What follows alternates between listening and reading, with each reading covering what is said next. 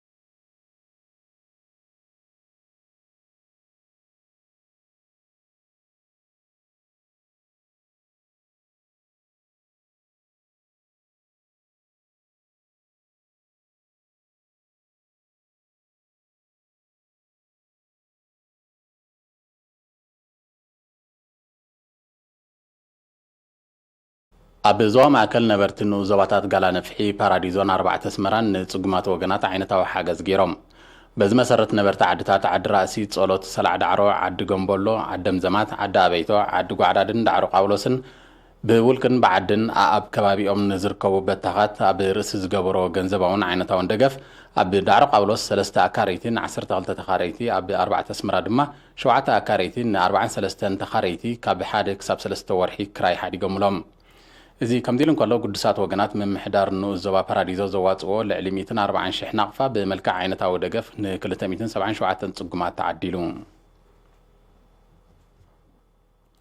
ብተመሳሳሊ ነበርቲ 7 ምምሕዳራት ከባቢ ንዞባ ለጓዓን ሰባ ኣብ ከባቢኦም ንዝርከባ ኣስታት 250 ጽጉማት ስድራ ቤታት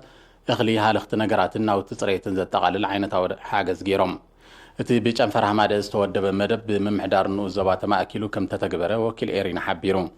ብኻል ወገን ወናኒ ኣብ ዓድና ምን ትርከብ ትካል መጥሓን እኽሊ ንኽልተ ሰሙን ንህዝቢ ነፃ ኣገልግሎት ክህብ እንከሎ ኣብ ዓዲ ሓንስ ትርከብ ሓንቲ ስድራ ቤት ድማ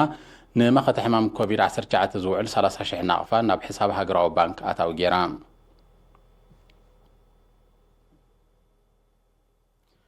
ኤርትራውያን ነበርቲ ጀርመን ንመሰሰኒ ማዕከን መኸተ ኮቪድ-19 በብውዳቤታቶም ማለት ብማሕበረኮማት ጉጅላታት ህግደፍን ሃገራዊ ሽማግለን ከምኡን ካልእ መልክዓት ወፍያታት ይገብሩ ኣለዉ ንዝተዋሃደ ዜናዊ ጸብጻብ ገረ መስቀል ገረስ ጌር ከቕርቦ እዩ ብመሰረት ዝበፅሐና ጸብጻብ ማሕበረኮም ሙኒክ 15,000 ዩሮ ማሕበረኮም ቱዊንገን 15,000 ዩሮ ማሕበረሰብ ሽቱትጋርት 10,690 ዩሮ ማሕበረኮም ሽቱትጋርትን ከባቢኡን 6,000 ዩሮ ማሕበረሰብ ፊልደርሽታት ላንፈልደንን ኤክተር ዲንገንን 5,000 ዩሮ ማሕበረሰብ ጎፒንገን 5,000 ዩሮ ማሕበረሰብ ሮይትሊንገን 5,000 ዩሮ ማሕበረሰብ ፋይንገን 4,000 ዩሮ ማሕበረሰብ ክራይስ ኤስሊንገን 3,500 ዩሮ ማሕበረሰብ ቫይብሊንገን 3,000 ዩሮ ማሕበረሰብ ኦልም 3,000 ዩሮ ስሙር ማሕበር ሽቱትጋርት 2,000 ዩሮ ማሕበረሰብ ሱፎንሃውሰንን ከባቢኡን 2,000 ዩሮ ማሕበረኮም ከለንን ከባቢኡን 2,000 ዩሮ ማሕበረሰብ ክራይስ ሉድቪንገስበርግ 1,500 ዩሮ ኣዕሩኽ ስፖርት ኣብ ሽቱትጋርት 2,000 ዩሮ ማሕበረሰብ ባደን ባደን 2,000 ዩሮ ኣዴታት ሽቱትጋርት ጉጅለ ባህሊ መርሓባ 1,010 ዩሮ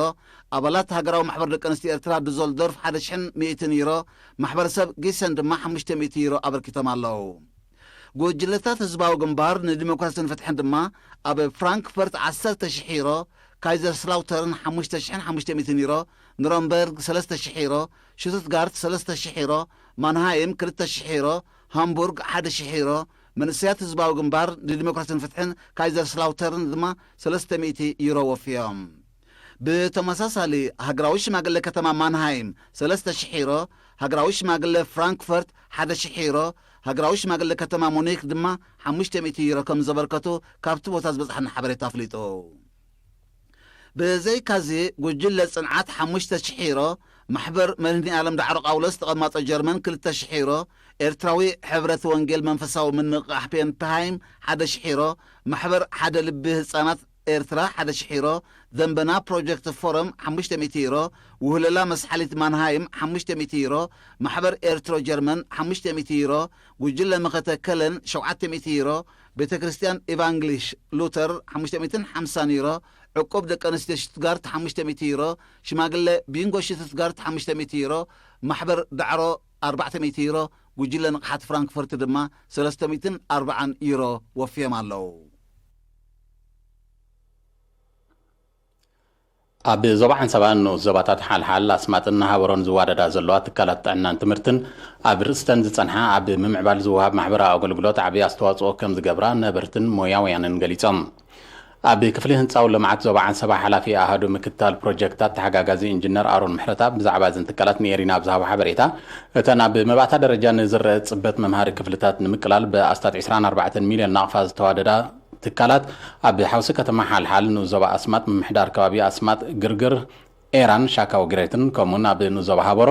ምምሕዳራት ከባቢ መዝረት ኣፍዓዩን ሃበሮ ጻዕዳ ቃርዑበልን ፍልፍለን ምዃንን ኣብርዩ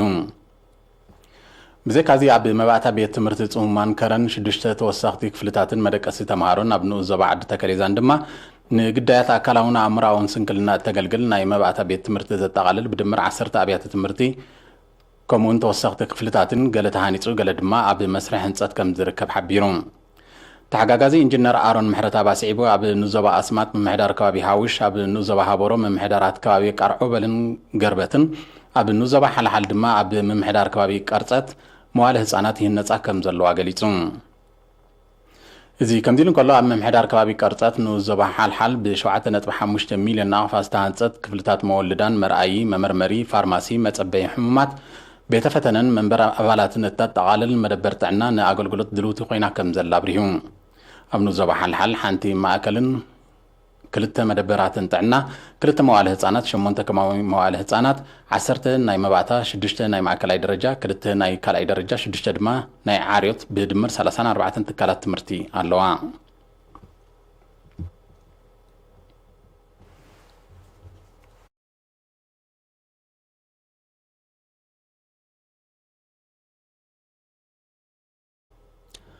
لبدا كورونا فيروس نمقصار صنيع صنحه اجراتات نمفخاس وسل زلو سغمتي توساخي لبدان هلكتين كاختل كم زغل زوهاب متنقطا نحيل كواي متصنتلو حيل هاجرات كن كفيلاون زغمتاون كبلا زغلصو سغمتات كوس دا مخانن يحبر الله زاغيتا استات 1.3 مليون بكورونا فيروس تلخفو استات 223 شح دما مسو بستاساسر هيوتم كم سانو اب زغلصلن زلو هاجرات اوروبا نتي درو جميرنا زلوان ناي مفخاس سغمتات كاب مجمار زمت ورح غمبت كسفحو مخاننين زغلصا زلوان بز مسرت اب ايطاليا كاب زمت 4 غمبت كلاي مدرخ مفخاس اجراتات ككايد مخانو قدماي مينستر انتوني كونته ب 26 ميازيا فليطلو بتزو سغمتي زيغاتات كابنا بن زنبرو ممحدرات كبابي كنقساقسو كفقدلو مخانو ابيات مغبن مستندما كفيلاو اغلغلوت كهبا كم زفقد زنصره قدماي مينستر كونته فابريكاتاتن هنصاو سراحات كجمرا مخانن دما አረዲዩም ጀርመን በወገናት ትካላት መፍረመ ካይን ዝርከበን ዓበይቲ ፋብሪካታት ስራሕን ክጅምራ ምዃነን ኣፍሊጣላ ኣብ ስጳኛውን ተወሳኺ ናይ ምፍቃስ ስጉምትታት ክውሰድ ምዃኑ ተሓቢሩ ዘሎ ኣብ ንግስነት ስዑድ ዓረብ ብዜካ ኣብ ከተማታት መካን መዲናን ኣብ ካልእ ክፋላት ሃገር ጸኒዕ ዝጸንሐ እገራታት ብኸፊሉ ክልዓል ንጉስ ሳልማን ብ26 ሚያዝያ ትእዛዝ ኣመሓላሊፉሎም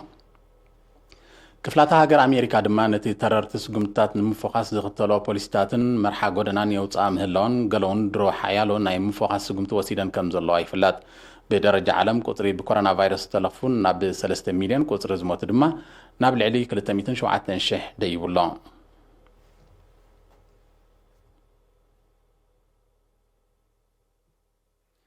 بسنكي لبدا كورونا فيروس كومون ممكن خالوز صنحه ترر تسقمتاتن اب امريكا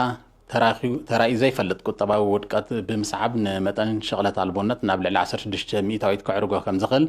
لعلواي بعل مزي من محدار بريزيدنت ترامب اميتون اتي لعلواي اما خارج قطبا ب 26 ميازيا مسمع كانت زينات هاجر بزغبرق على محتتي نزتن بيازيبو جاملا هاجراو اوتوت امريكاون بالعلمتن كان قلقل مخانو زعمتتي لعلواي بعل مزي كمتي أب 1930 ዝተኸስተ ከቢድ ቁጠባዊ ውድቀት ክኽሰት ከም ዝኽእል ኣረዲዩ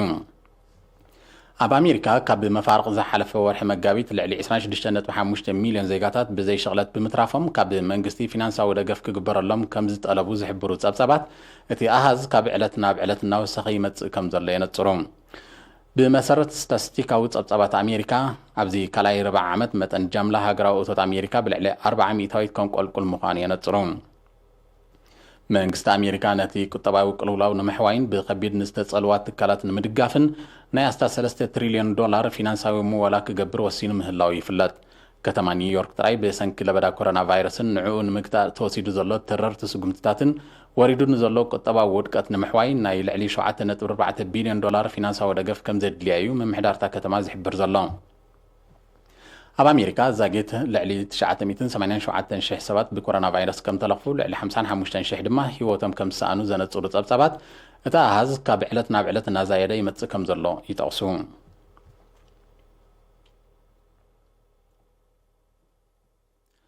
بايتوت ጸጥታ ሕብራት ሃገራት ኣብ ልዕሊ ኢራን ጸኒዕን ዘሎ ናይ ኣጽዋር እገዳ ከናውሖ ኣሜሪካ ጸዊዓ ጸሓፊ ጉዳያት ወጻኢ ኣሜሪካ ማይክ ፖምፔዮ ኢራን ኒክሌሳዊ ንጥፈታታ ብዝሰፍሐ መልክዑ ትቕጽሎ ከም ዘላ ብምውቃስ ኣጽዋር ከይትሸይጥ ኮነ ከይትዕድግ ኣብ ልዕሊ ዝጸደቐ እገዳ መሊሱ ክጸኒዕ ብ25 ሚያዝያ ዘኻኺሩ ኢራን ኣብዚ ዝሓለፈ ቀረባ መዓልታት ዘካየደቶ ናይ ፈለማ ምውንጫፍ ወታደራዊት ሳተላይት ኣካል ምምዕባል ኒክሌሳዊ ንጥፈታታ ምዃኑ እዩ ምምሕዳር ፕሬዚደንት ዶናልድ ትራምፕ ዝወቅስ ዘሎ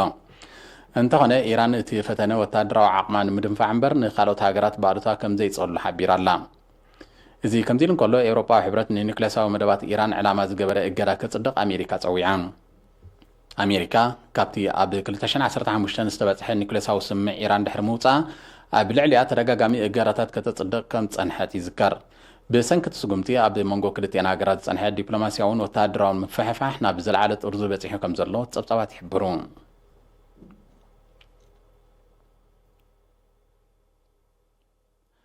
ቀዳማይ ሚኒስትር እስራኤል ቤንያሚን ኔታንያሁ ምስ መራሒ ተቃዋሚ ሰልፊ ቤኒ ጋንተዝ ተላፊኑ መንግስቲ ከቆም ንዝተበጽሐ ስምዕ ዝቃወም ሰፊሕ ሰላማዊ ሰልፊ ተኻይዱ ኣሽዓት እስራኤላውያን ትማሊ 26 ሚያዝያ ኣብ ከተማ ቴል ኣቪቭ ኣብ ዘካየድዎ ሰላማዊ ሰልፊ እቲ ስምዕ ናይ ብልሽውና ክሲ ቀሪቡሉ ንዘሎ ቀዳማይ ሚኒስትር ኔታንያሁ ንምድሓን ዝዓለመ ምዃኑ ወቂሶም ቀዳማይ ሚኒስትር ቤንያሚን ኔታንያሁ ቤኒ ጋንተዝን ናይ ህውፅፅ እዋን መንግስቲ ከቆሙ ብ20 ሚያዝያ ከም ተሰማምዑ ጸብጻባት ይጠቕሱ ቅድሚ ትስምዕ እስራኤል ኣብ ውሽጢ 1 ዓመት 4 ግዜ ሓፈሻዊ ምርጫ ምክያድ ከም ዘይተርፋዮም ተንተንቲ ፖለቲካ ስጋቶም ክገልጹ ጸኒሖም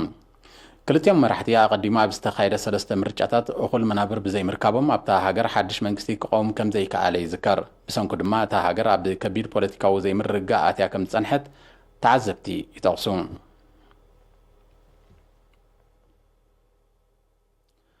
እስራኤል ኣብ ልዕሊ ከተማ ደማስቆ ዘካየደቶ መጥቃዕቲ ሮኬት ዕላሙ ከይወቕዐ ከም ዘበርዓኖ መንግስቲ ሶርያ ሓቢሩ ሰመዚ መንግስቲ ሶርያ እቲ ሎሚ 27 ሚያዝያ ወጋሕታ ብእስራኤል ከም ተፈጸመ ዝገለጾ ተኸታታሊ መጥቃዕቲ ሮኬት ብልዕሊ ክልል ኣየር ሊባኖስ ከም ተኻየደ ብምጥቃስ ዝኾነ ዕንወት ከይወረደ ከም ዝበርዓነ ኣረድዮም እንተኾነ ዛጊት ብወገን እስራኤል ዝወፀ ናይ እምነት ወይ ክሕደት መግለፂ የለን እስራኤል ኣብ ልዕሊ ዕላማታት መንግስቲ ሶርያን ኣብታ ሃገር ማዓስከራት ዶኪናት ትርከብ ኢራንን ደብዳብ ነፈርቲ ኩናትን ሮኬታትን ክትፍጽም ምጽንሓ ይፍለጥ ብተመሳሳሊ ኣብ ጎድኒ ሰራዊት መንግስቲ ሶርያ ተሰሊፉ ዘሎን ኣብ መሬት ሶርያ ጸረ ሚሳይል ቴክኖሎጂ ኣዋዲዱ ዝርከብን ሰራዊት ሩስያ እውን ኣብ ልዕሊ ማዓስከራቱ ዝካየድ ናይ ሰብ ኣልቦ ነፈርቲ ስለላዊ ንጥፈታት ወሲኹ ከም ዘሎ እዩ ክኸስስ ጸኒሑ ብዘይካዚ ቱርኪያ ኣብ ሰሜናዊ ምብራቕ ሶርያ ዋፊራቶ ንዝጸንሐት ወታደራዊ ሓይሊ ኣብ ምሕያል ከም ትርከብ ኣሜሪካ እውን ኣብታ ሃገር ተወሳኺ ወታደራዊ ሓይሊ ተዋፍርን ንተቃወምቲ ሓይልታት እትገብሮ ደገፍ ኣሒላቶ ከም ዘላን ይግለጽ